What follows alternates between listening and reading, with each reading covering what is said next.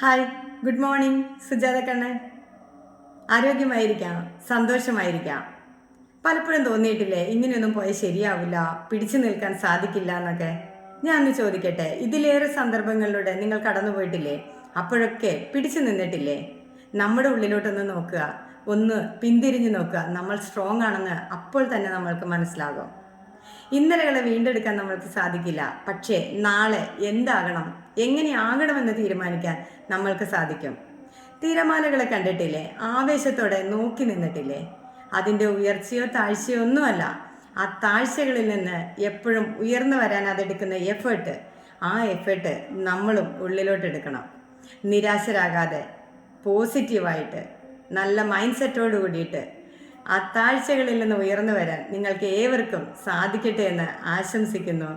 അതിനുള്ള നല്ല ചിന്തകളും പ്രവൃത്തികളും ഓരോ ദിവസവും നിങ്ങളുടെ ജീവിതത്തിലേക്ക് കടന്നു വരട്ടെ എന്ന് ആശംസിക്കുന്നു. അപ്പോൾ advanced happy new year and Christmas ആശംസകൾ. Thank U.